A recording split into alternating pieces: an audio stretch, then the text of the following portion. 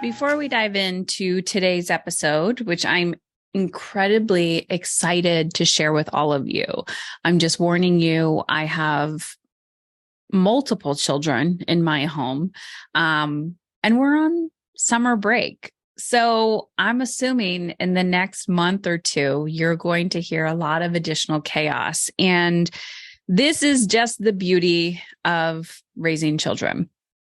It's the blessing and the curse. And it is also the thing that challenges us. And I think this is a perfect example or segue into today's episode. I am sharing a story with you today. It's a little bit different than what I normally do. I'm doing some live coaching, live parent coaching on the podcast today with Sarah. Sarah is a current client inside of my mastery coaching program.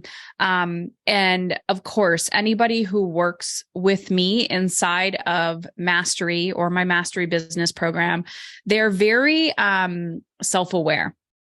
They're willing to do the inner work themselves. It's a high priority for them that they repair these relationships, that they feel alive and aligned, whether it's at home or in their work. But today we're shifting this a little bit. And I want to give you an example of understanding that we can do all the inner work that we want as a parent, but when we're trying to see and understand our children's behavior, it's not always about them. I always say children's behavior is a language, and you're going to hear me break this down in today's episode. But I just want you to consider that while you're listening to today's episode, that how is this going to filter through your own parenting? How are you seeing yourself in Sarah's shoes, from Sarah's perspective? And how can you put another lens?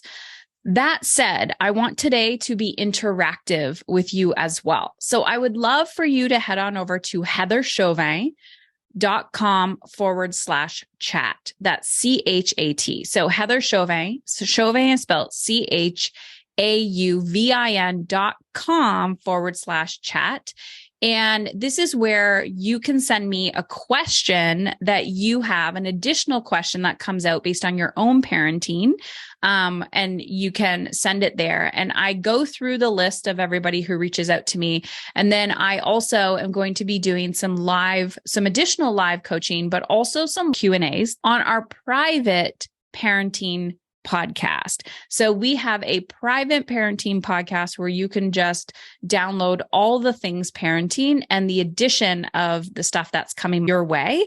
So you can check that out at heatherchauvin.com/parenting. So if you just want to get specific parenting related podcasts, go subscribe to that podcast over there at Heather Chauvin, CHAUVIN.com/parenting. And like I said, if you have questions, or you would love to get one of your personal questions answered, or the potential of getting it answered live on the podcast, or not live, but pre-recorded, you can send those questions, the comments. I would also love to know, what was the biggest aha moment for you during today's episode? You can send that at heatherchauvin.com/chat. All right, let's dive in. All right, Sarah, hello. Hi. Thank you for being here.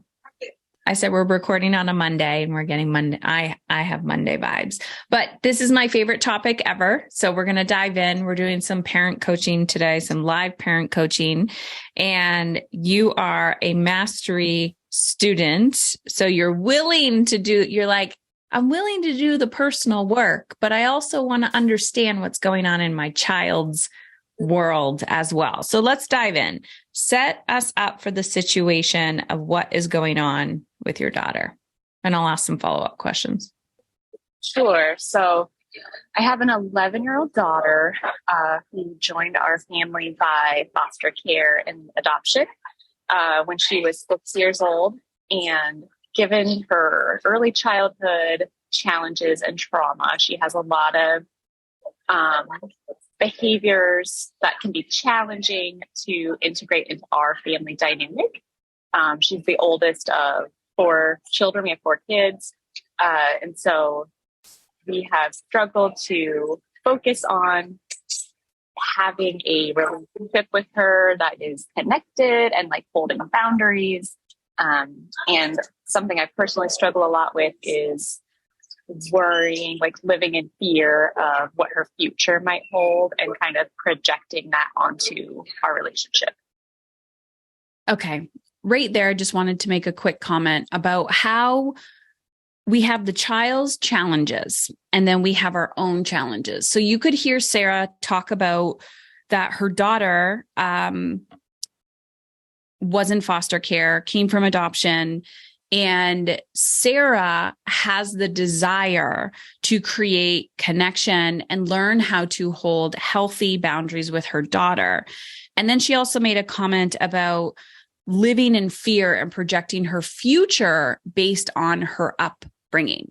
The reason why I wanted to make this comment is I want you to see, one, the self-awareness that Sarah has. She is aware, and she probably learned a lot of, well, I think she's a smart woman, so she probably knew this previously.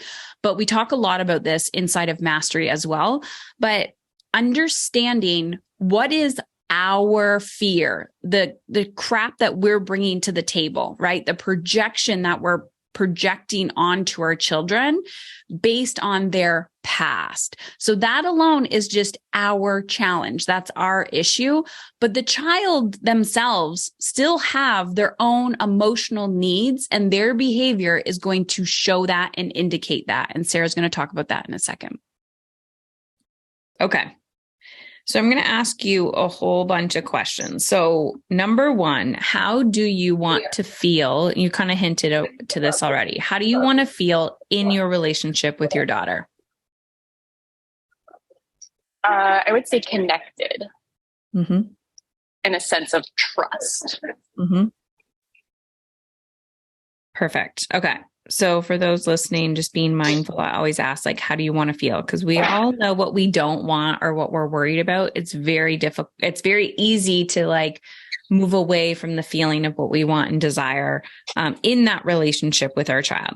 So let's talk about some of these behaviors that are concerning for you. So just give me examples of now or in the past when she was younger. Before Sarah dives into the behaviors, that's going to be a whole other conversation about how behavior is an actual language with our children. What I wanted to do was get your attention to get you to see and understand why I asked Sarah, how do you want to feel in your relationship with your daughter? Because we have to understand that parenting is a relationship. So if Sarah knows, and there's a whole process that I take people through getting clear on how they want to feel and learning how to reverse engineer that. But if Sarah knows how she wants to feel when she's communicating with her daughter, right? That's the goal. She wants to feel connected and trust.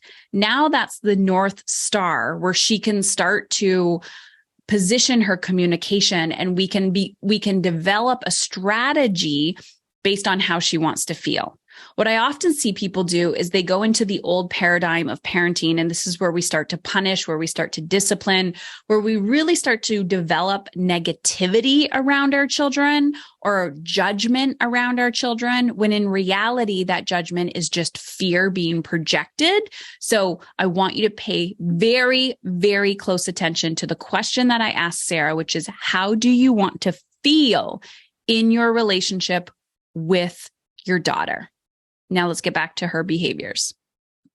Sure. So I think kind of as survival mechanisms and things, we work a lot on telling, like the concerning behaviors have been things like not telling the truth, taking small things, messing with stuff that doesn't belong to her, and then just kind of knowing rules and being very, very smart, but sort of figuring out ways to get around those boundaries, and then sort of pretending like she doesn't remember. I would say challenging, like interpersonally in our family, is a lot of times she has like a heightened sense of worry for the younger kids. And so she has some, like parenting behaviors for them. She tries to kind of control what they do and what happens to them. Like, do they get the same consequences and all that? Mm-hmm. And then I think it's been hard to get her to understand her emotions, like the emotional intelligence, and kind of tune into that, right? In terms of like how her thoughts and her feelings affect her behaviors. Mm-hmm. Awesome. Okay. So just off the bat, and I'm curious, like after I say this, what comes up for you?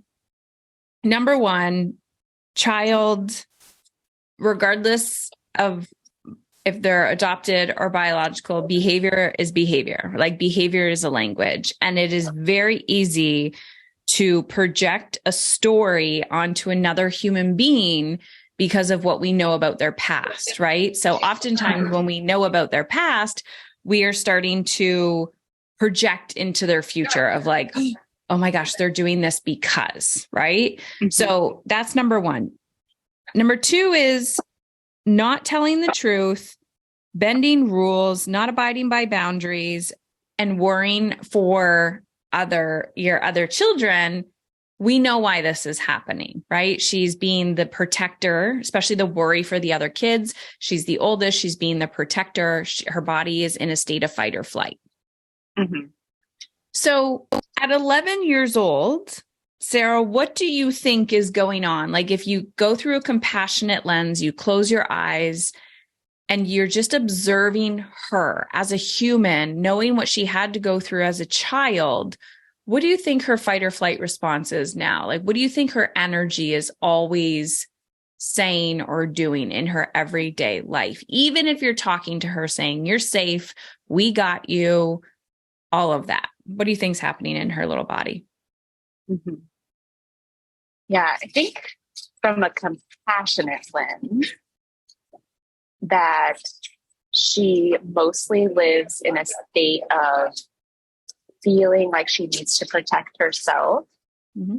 And that despite what she's been told, like no one else is necessarily going to look out for her, right? So she has broken trust with adults because of being told certain things were going to happen and then not having that stability in a home or in a foster home, and sort of, what the things that she can control are so small.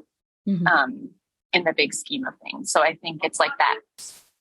I imagine she has the fear of like, she doesn't want to get too comfortable and really connected because the other shoe might drop anytime. Yeah. Yeah. And this is going to be a lifelong journey for her. This is not going to be like, a script you can say to her or anything. This will literally be this will shape her personality. This will shape her future behaviors. Like this, there's a part of her behaviors that come from a place of acceptance or have to come from a place of acceptance. Like this is who she is. Okay. So this is where I get really, really excited when it comes to helping parents see and understand their children's behavior. So I want you to think about what I just asked Sarah. I asked her to look through a compassionate lens. And she said, through a compassionate lens, I can tell that she is trying to control the things that she can control. And she's also using it as as a coping strategy, as a preservation strategy, right?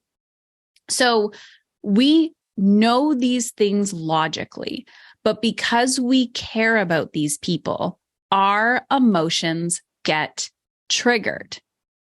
Now, I want to bring something else to your attention. This is something Sarah said. It's hard to get her to understand her emotions, right? Anytime you want to say it's hard to get someone else to do something, that is us as an adult, as a parent, trying to control the child's behavior.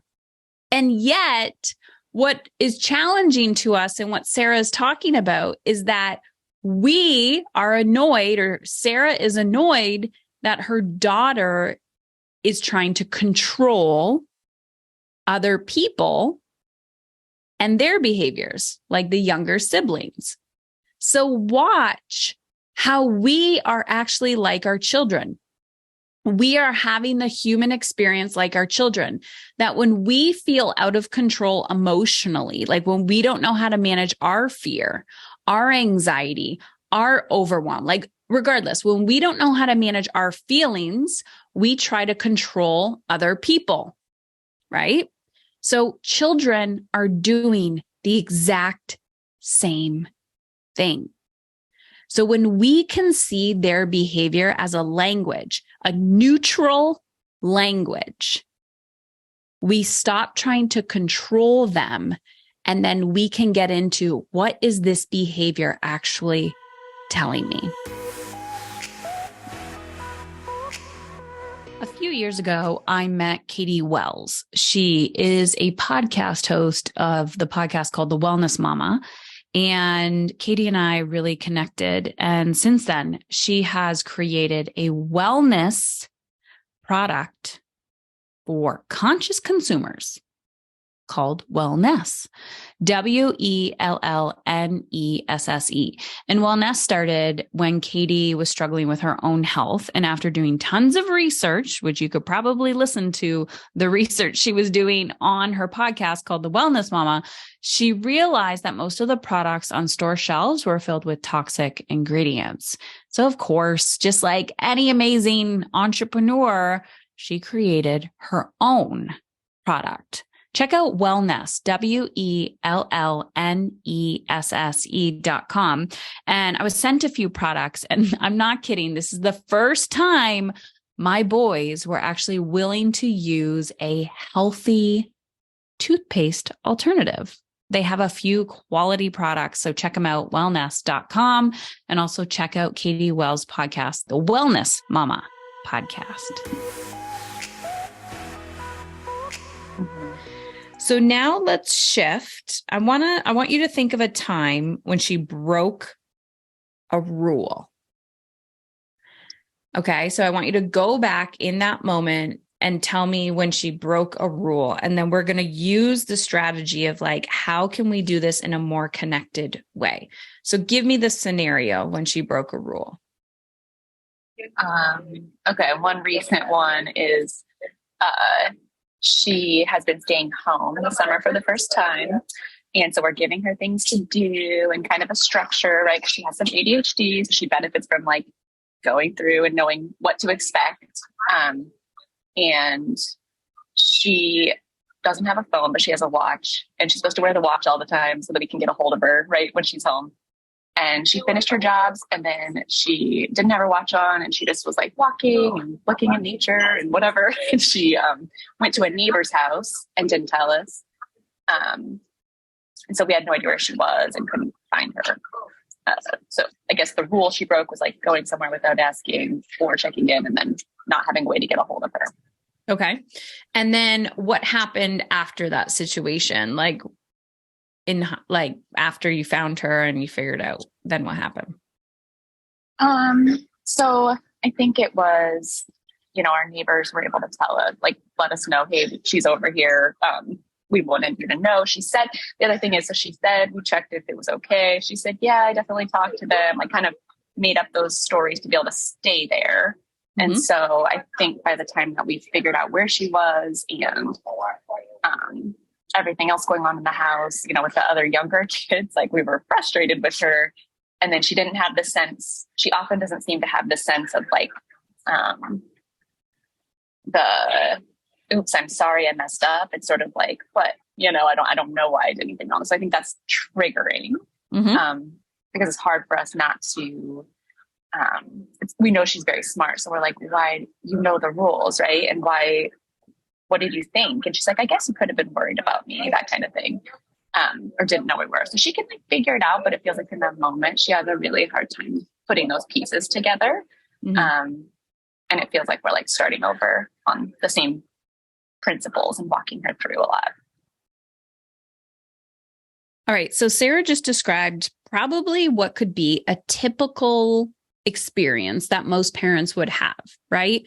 Child doesn't follow through with a rule that is set in place, and then parent reacts out of fear because we care about our children and we want them to be safe. So our fight or flight is going off of like, oh my gosh, where is my child? So then what happens is when we find the child, we make sure everything's okay. Our reaction is to do the fight or flight or freeze. And most of the time we want to punish the child because we want them to feel something. We want them to feel remorse and we want them to feel bad for their behavior. That's not going to actually change the behavior. Again, we have to stay neutral. Again, you can manage your behaviors. You can react and be like, where were you? What was going on? We were so worried about you. You can always circle back later and say, I'm really sorry that I yelled. Now that we're calm, I just want to talk about what happened. I really care about you. I love you. And I got really scared that something bad happened. So I apologize for my reaction in yelling. So now that we're all calm, and this might be a day or two later, I would love for you to talk about, like, let's go step by step. What happened? Were you thinking that it was okay? And then understand that this is where the neurodiversity comes in. And when I say neurodiversity, what I mean is every brain is different. And then we add trauma on top of that, right? So being separated from your biological family. And we assume because people are a certain age, they should know certain things. But I specifically remember as a child forgetting things and then getting in trouble for things that I didn't remember.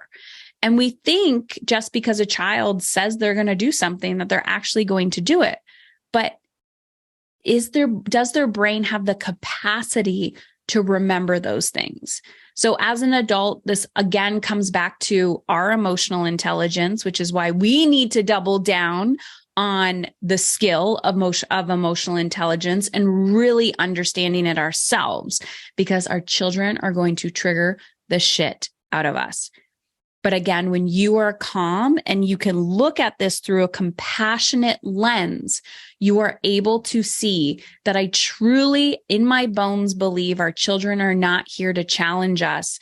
They are here to challenge us. And what I mean by that is I don't think they're intentionally trying to challenge us. I think she's living in an ego-based brain. She's used to being independent and alone and having to fend for herself. And now she's been put in an ecosystem of people where she is responsible to, she needs to be held accountable to, and she's not used to that.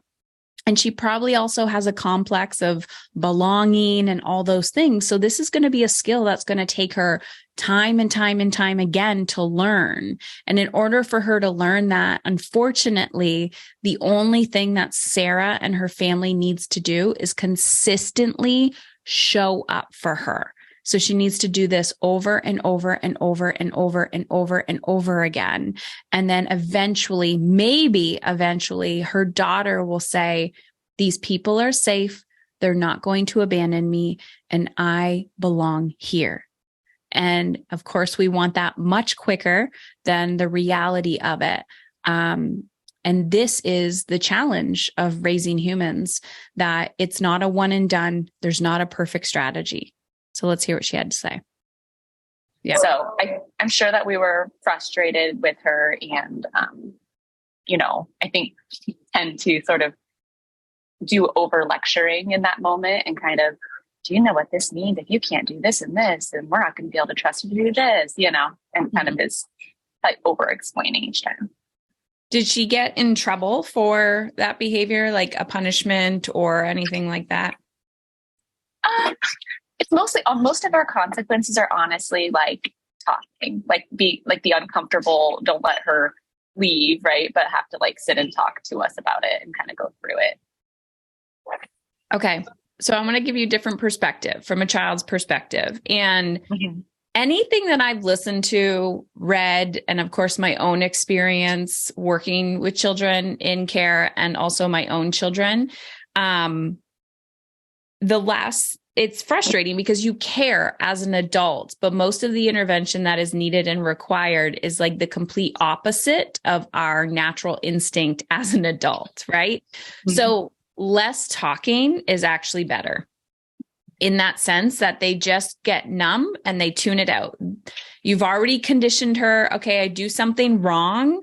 The consequence is I'm going to get a lecture about it. And because I am very heightened in my nervous system, I can just numb it out. Like I can literally just sit there and tune out, and then the cycle continues. So she's very aware of like, I know the cycle, but their consequence is way better than the consequence that I am used to in my childhood. So therefore, this is easy breezy, right? Mm-hmm. But the goal here is to actually change her behavior. This is the long game. So you have to think about anything in life. This is a lifestyle. If you're like, okay, we're going to commit to this for 10 years or 20 years instead of like summertime, then it's really about that long consistency game. So in that, I'm going to take this situation as an example. What is her currency? I'm assuming her currency would be like Wi-Fi. Like she loves having access to Wi-Fi. Yeah. Okay. So something that what else does she really, really like? Times with her cat. Okay. That's like one of her favorite things. She loves like ice cream, sweets, right? And then she has one good friend. So like being able to go to that friend's house or have that friend come over. Okay. Let me talk about currency for a minute. I asked this to a lot of parents, but I think, would you go to a job without getting paid? And most of the time people say no, right? After a while, if you really enjoy your job, great. But if there's no value exchange, you're going to become angry and resentful. This is how our children often feel when it comes to behavior change. A human is not going to change their behavior unless they have to get emotionally uncomfortable. Traditional model is taking away, right? I'm going to take away your cat. I'm going to take away your Wi-Fi. I'm going to take away your friends. I'm going to take away. Conscious parenting is let's reward it. I'm going to add more of what you want and desire when your behavior is changing and reward you for your intentional effort. So in this case, as I'm talking to Sarah, I'm like, be incredibly mindful, okay, of what your daughter's currency is. And for most kids these days, it is going to be Wi-Fi, having access to the internet. But this is also probably a whole other podcast conversation because most of the access that you give your children is a privilege. It is not, a baseline requirement of your parenting. So we are over delivering to our children. Then we're lecturing at them, right? And they're just going numb. And that's not changing behavior. So if you want your child on board with behavioral change, you now need to make them emotionally uncomfortable. And the next thing we're going to talk about is how we do this in alignment with how we want to feel. So we're not yelling and screaming and punishing all the time. So one, I would say talking less. Like there's no lecturing. Like you have to go on a lecturing detox because you know that it doesn't actually change the behavior. Mm-hmm. You can have multiple conversations with her. So this is where I tell people about the red, green, yellow zone. You're in the red when it immediately happens and you're like, why did this happen? What's going on? Tell me. And she's going to be like, I don't know. She's going to be really neutral about it. Or she's going to shut down completely, or she will be expansive and angry outward. So what's her go-to? Shut down. Yeah. And she'll go into she's very like smart in the sense that she's learned over time. If she just nods along, right, and says, okay, looks at us every once in a while and like sighs and almost that sense of like the victim or like she'll even be able to tell us, like, I just don't know how I'm going to do anything right. I can't change, that's just how I am, that kind of thing.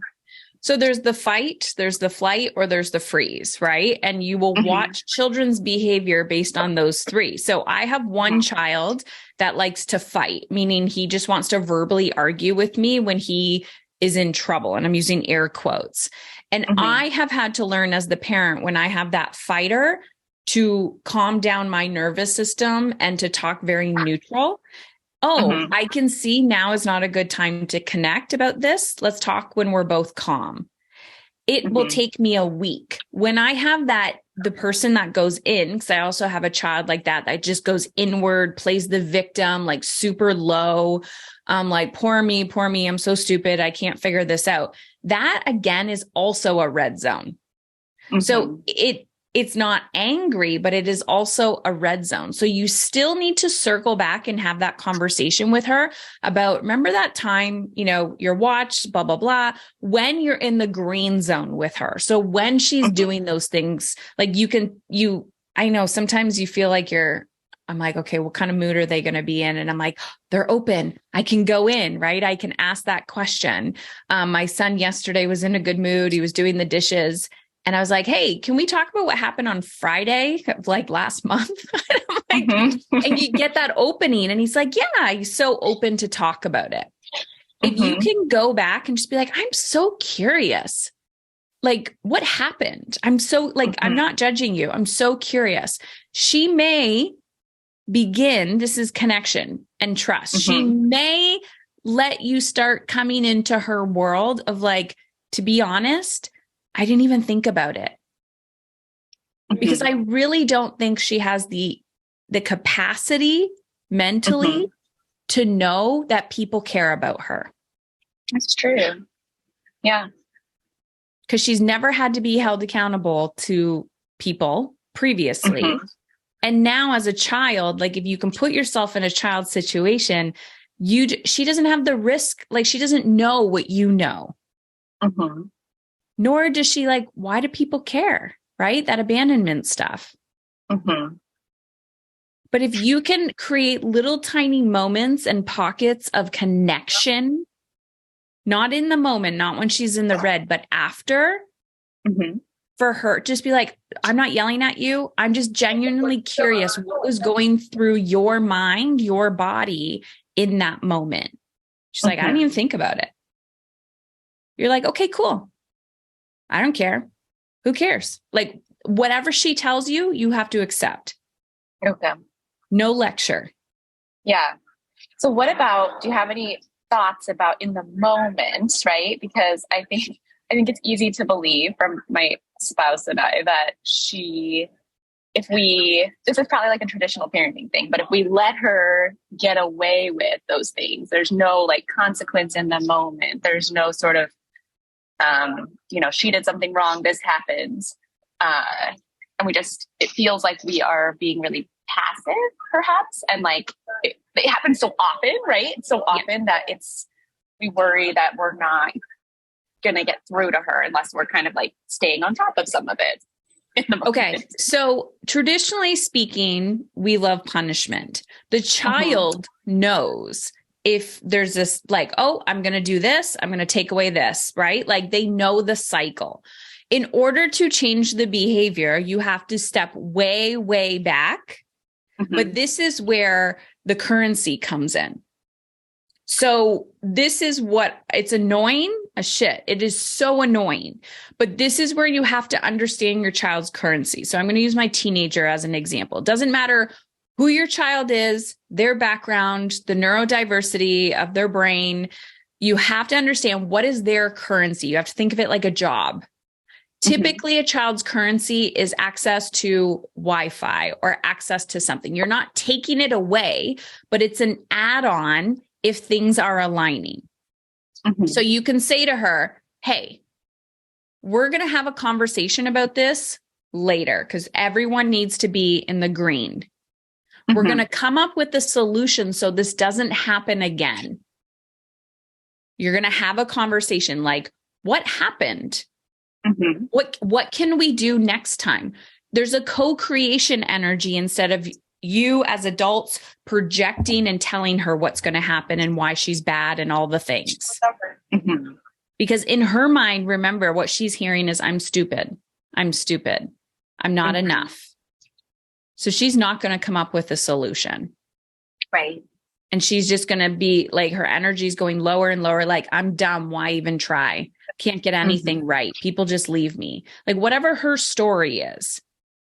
So you come up with these are these conversations. So with my teenager, I'm like, listen, at base, you said your room will be clean. I notice your room is not getting cleaned and then you're running away. How can we come up with a process so the room still gets clean and you are able to do that and then go out? Right. Now with her, it's the same thing. Hey, we're letting you stay home, or we're letting you do this, or you're getting access to, the internet or whatever it is. Mm-hmm. How can we help you remember these things? What do you think you can do next time? Yeah. And same thing for some of like the reminders, just like the daily reminders of doing X, Y, and Z, like tasks, right? If she has more say in them, like you said, like co-create them, maybe she'll feel like we see her and understand more about what it's like for her to do them. Okay, before I dive back in, I just want to make a comment here. This is where the exhaustion of parenting starts to set in. And I've noticed this in my own personal life as well. It doesn't matter if it's a health thing for me, right? The consistency of healthy habits and trying to feel really good in my mind and my body, whether it's a business goal and it's the focus and discipline and the consistency in business, whether it's my marriage or another goal of mine. I just want to bring light to the fact that I understand parenting is exhausting. And right here in this moment of what I'm talking about with Sarah is the challenging part. Not only are you learning a whole new skill and literally rewiring your own brain and trying to learn emotional intelligence and managing your own big emotions at the same time, and then you're questioning yourself, am I enough, and self-doubt, but you're trying to figure this out with this child in real time.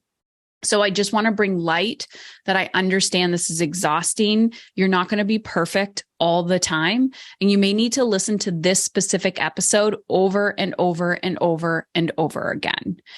That said, as we continue to dive in, I'm also going to make a comment that if you are somebody who is really trying to work on this and you have been looking at all the things, you're doing the therapy, you're reading the books, you're attending the workshops, and you really want support, then send me a message at Heather Chauvin, CHAUVIN.com/chat. And we can book a call with someone on my team to see if I can support you. And if we can, then we'll point you in the right direction. All right, let's dive in. So let's continue to this conversation, because anyone listening, it's like, there's no like this or that. So let's go back to this specific scenario. We're not going to talk about we'll talk about the consequences after in a minute, but I want to talk about leading up to it from a place of co-creation. If she has a story, the way her brain thinks, all the things, sometimes we're setting our children up for failure because we're coming up from our way of thinking, our responsibility, our maturity, and not realizing that other people just don't have the capacity to do so. And we think they're lying to us. So put yourself in her shoes for a second. Go back to that specific scenario where we were talking about she's breaking rules. And how could you, in hindsight, have co-created the experience with her differently? After the fact? After the fact, or even before the fact, knowing what you know now? Okay. So if I know that she has the desire to be outside, explore, potentially connect with like a neighbor or a friend, and that's going to come up, then I think coming up with her not just like the list of stuff I want her to do that day, and then kind of hoping she makes good decisions for the rest of the time.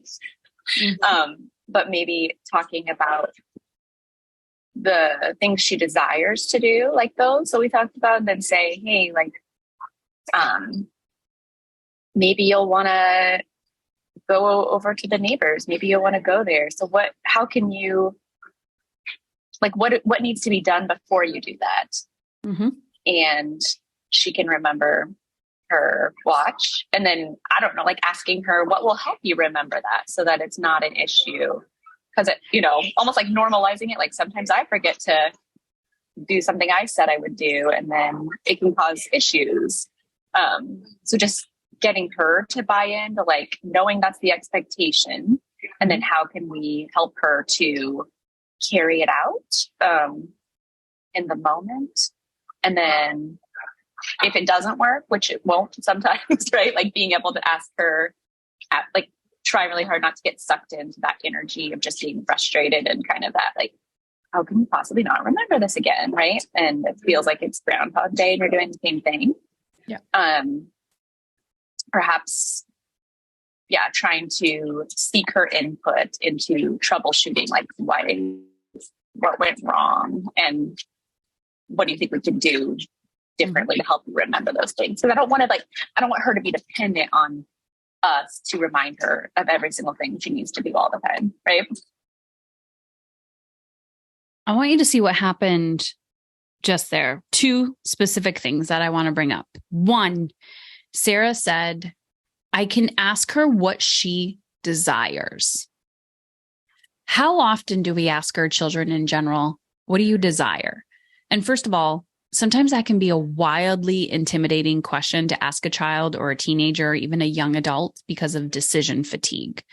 But I want you to think of yourself or people you know and where the actual people pleaser comes from.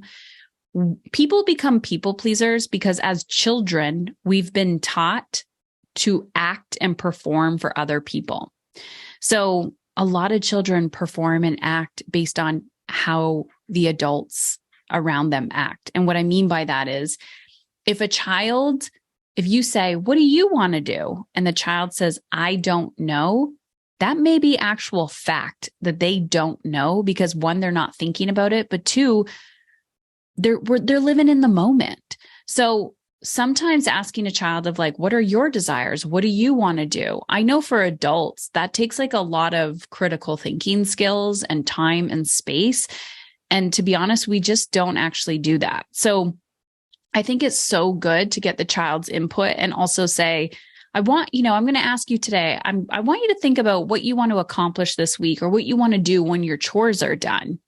And then she could be like, you know what? I'd like to go to the neighbor's house. She may not say it in the moment, but I think the fact that you're even asking your children, what do you want is such a beautiful and like generational pattern breaker. And I don't think we realize that because most of the time children were taught to be seen and not heard. So our desires actually didn't matter.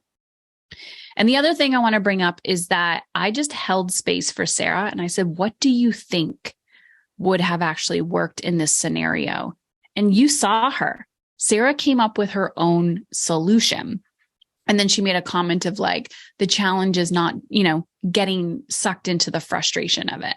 So I believe that we can actually come up with our own solutions, but we need to be held accountable to doing so because what happens is we're living our lives in survival state as adults and parents that we're just going from one task to the next task to the next task, that we're not actually stopping and thinking and going, how could I have handled that better? We just keep moving. We just keep going to the next task, which is why I talk about living in a thrival state and that survival mode is selfish. And that when we think taking care of ourselves is taking away from other people, we don't realize that staying in that fight or flight response ourselves in that survival state does not serve our children because we need brain capacity in order to solve problems in order to become critical thinkers. So huge props for Sarah to coming up with her own solution. And then the next challenge is the perfectionism that comes out of parenting when we start implementing and we don't know if we're doing it right or wrong. Okay. So I'm going to challenge that specific thought. I was told by a physician who we were working with my son, and I said, I'm incredibly frustrated as a parent to have to remind him of doing everything. He's old enough. He should know this. And immediately he called me out and he said, his brain doesn't function that way, nor does he have the capacity to do that at this time. 6 months from now, a year from now, maybe. And I know it's annoying, but you are projecting an expectation that he is incapable of doing at this time. And so I realized that I was projecting my own frustration onto him. And then I thought, if I'm frustrated with this situation, imagine how he is, since he is in his own mind and body, and how stressful that is. So backing up a little bit, one, there's a complete paradigm shift here of the relationship. So when I asked you at the beginning, how do you want to feel? You said connected. Communication, the way we communicate with children and other people, and the way we have relationship with people is a big factor in how the outcome, right? So if we're observing a behavior and saying like someone's like, I keep forgetting something. They're saying, I keep forgetting something. Like that's what their behavior is. I can't remember. I can't remember. But a child is not going to say that to you. They're like, I don't know. I don't know. But their behavior is indicating that they're not doing that properly. Right? Yes. So number one, I just stop talking. Like I will tell you, right? Especially females, like the female brain, we love to talk. You need to talk like 95% less. You're like, ooh, I could probably cut this down 50%, this down 50%. So number one, and then two is like, you don't need to have the answer. You are not the expert. Right. Your child is the expert. What you have to do is hold them accountable and not ease up on letting them get away with it. So it's like, I don't have the answer, but let's figure this out together. So then the first day goes by and you're like, oh, she did it again. That didn't work. But what did work? You're like, oh, well, I don't know. She had her watch on, but the watch wasn't charged. Right. You're like, does happen. Yes. And you're like, well, crap. Okay. So now what do we need to do? Okay. Part of the nighttime routine is the watch plugged in. Like you watch and observe until you keep tweaking and tweaking the process until it's working.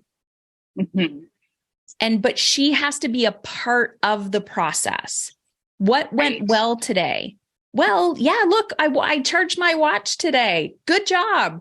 Yeah, but then I forgot to put it on again. Okay, cool. Now what can we do? Can I put a sticky right at the door? Are you going to be able to see that?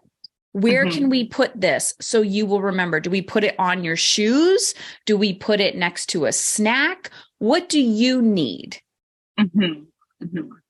Do we need to put the watch right next to the door? Like what is going to work? Right. And then is there a reward that you can have? I don't want to say maybe at the end of the week, like, I don't know why this is coming up, but if she loves cats, have you ever been to like a cat cafe? Yes. We went to one time and she loved it. Okay. So it's like something fun that you're like, I have like, let's go on an experience and I'll be like, you're doing great. Like it's more empowering rather than this like dictatorship. Like we're trying to be conscious. We're trying to be nice and loving, but we're still like secretly shaming our children and beating them down. And they feel hopeless because they don't have the skills that we have as adults, that we have had time and discipline to refine. Totally. So I know it's a complete shift from communication. And then, of course, your partner is not here to have this conversation with. Everyone parents from a different place. But what is the number one thing that you have to remember as an adult when you're communicating to her? Probably talk less, number one. Mm-hmm. Keep that in mind, even when I want to spew all the things. Say less, and remembering that the connection between us is more important than the results that I want from her. Mm-hmm. And so the other thing that stood out to me was like not viewing her as just being frustrating on purpose, right? But as missing skills that take time and patience to help her develop. Yeah. So talk less and ask her more questions. Mm-hmm. She's also allowed to be rebellious. Right. Because she has control. Mm-hmm. She has control of bending the rules. She has control of omitting information, right? Yes, that does develop lack of trust and all of these things, but it's what she can control. And the reason why she controls these things is because she feels out of control emotionally, internally. Yeah, for sure. The same reason why you try to control her behavior. Mm-hmm. So it's like, I tell people all the time, we are adults trying to manipulate and control these children to do our thing because we feel out of control emotionally. And they're doing the same thing to us. Mm-hmm. But because we're adults, we get away with it. And because they're children. So at the same time, when you can hold her accountable to her word and co-create with her. So I will say to my son, for example, okay, you don't like my curfew. What time would you like to come home? 1 o'clock, 2 o'clock, 5 o'clock. I don't care. Tell me a time. Yeah. I would much rather you be impeccable with your word, get lack of sleep and whatever else than me saying you need to be home at this time or this is going to happen. But if I co-create the conversation, he thinks he has control, which is great, but I'm going to hold him accountable to what he actually says. Right. And then I also say, okay, cool. If this happens, but you don't come home at that time, or you're leaving the house and you're not wearing your watch, what's the natural consequence of that? Or what's the consequence of that? Mm-hmm. Well, if I do that, then when you guys get home, no screen time for the rest of the night, or like come up with a solution so that she agrees that if she can't remember something, then she pays her own consequence that she already pre-picked. Mm-hmm. Because when you do that, you're not taking away, you're still co-creating with her. Right.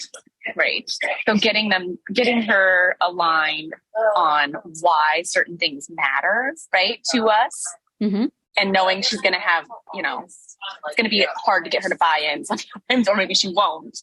But kind of, if she doesn't have that, if she doesn't like see why we care or it's important, it's going to be hard for her to motivate herself to reach that standard. Yeah.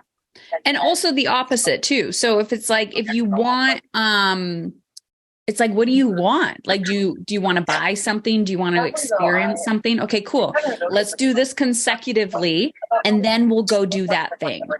So it's like getting her to buy into those experiences.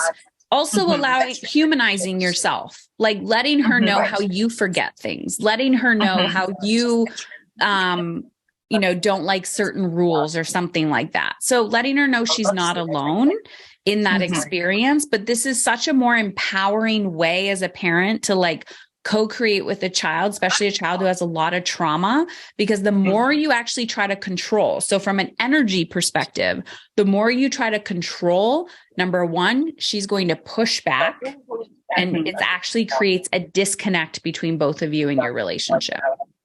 Yeah.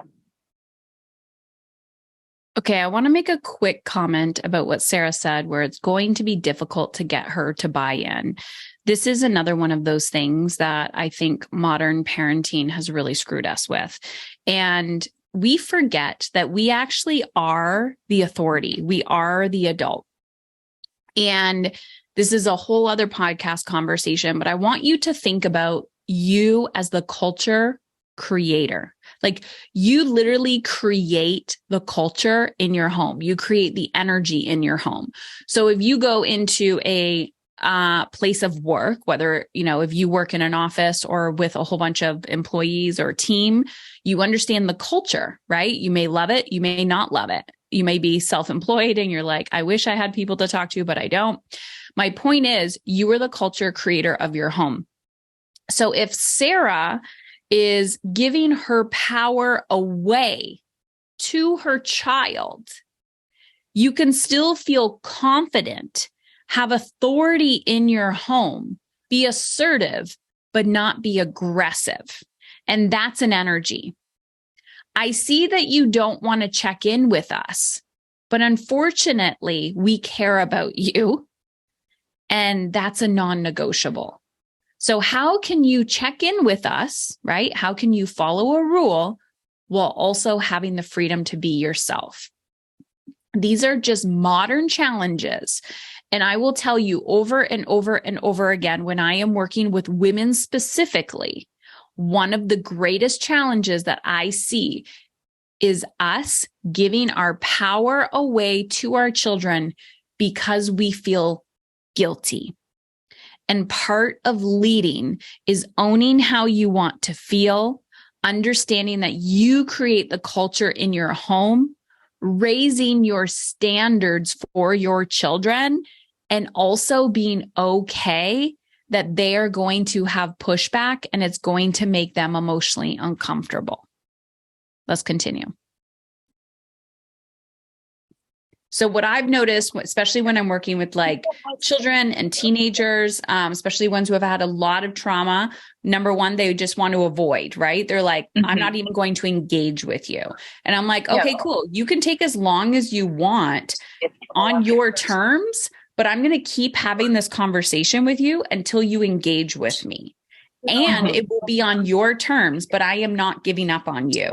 And that consistency of showing up as an adult is what the child needs. Just consistently saying, I am going to be the constant in your life that's going to show up for you. I'm not giving up, but you have a say too. Your voice matters. And that is terrifying to somebody who has been ridiculed, punished, neglected, abandoned. And that takes time. And that's how you build trust with her.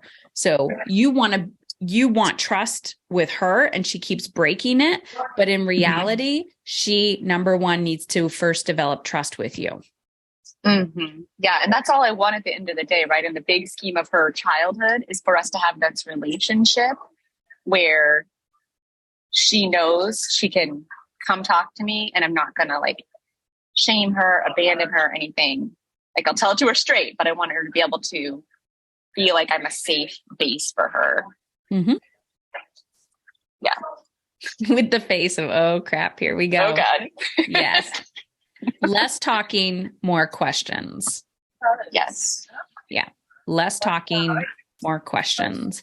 My go-to is always like, if this child was an animal that I rescued from like a dog, from a pound, like, and I know that sounds awful to think of children and animals, but to me, it's like nature, right? Like this is a nature. This is a creature. I would not be going up to that dog and just giving it hugs and being like, come on, let's go. Like I wouldn't have any subtle movements. I would be slow and steady and constant for that dog to learn how to trust me. And that is what we need to do with our children, because regardless if they're biological children or not, an adult has broken their trust along the way. And therefore they have this story that all adults are going to abandon me. For sure. Yeah. What is she teaching you about yourself? Oh, so much. Probably the biggest consistent thing has been related to the control. Like the illusion of control is an illusion, and it's not helpful in building connection. Yeah. Oh boy. Yes. And she's the one who pushed you into motherhood. Totally. Yeah. Oh, I see why now she's in your life. I know. She's These teaching me a children, lot. these children know exactly where to get us. Like I say, it doesn't matter how a child come to you. Like children can read adults so well that they're just like, ooh, there's the weak spot. I'm just gonna go in and get it. And if we're open and willing to receive, she's teaching you like, how can I be a little more flexible with my controlling, but also how can I hold her accountable? And that to me is the art of like caring versus controlling, where it's like this ebb and flow, this contraction of you can't be too controlling, you can't be too loose. And to me, that's the balance everyone is creating or craving. And it's so intuitive. So there's like a fine line there. Absolutely. Yeah.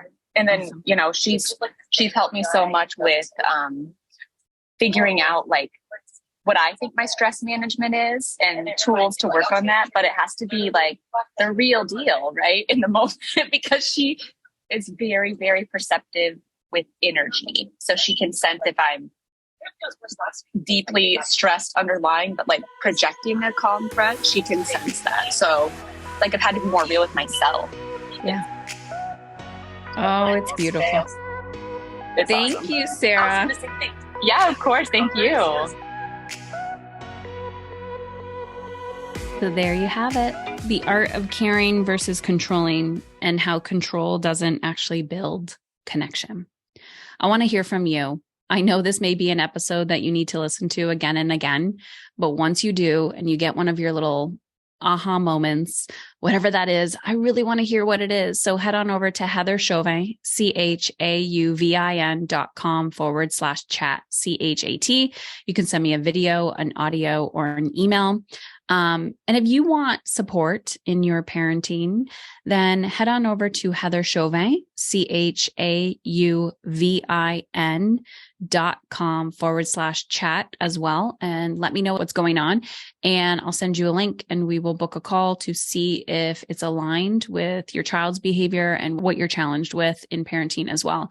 And remember, go subscribe to our private parenting podcast. That's Heather Chauvin, CHAUVIN.com/parenting. It's 100% free. And I will be adding more questions, more Q&A and parenting focused podcasts over there.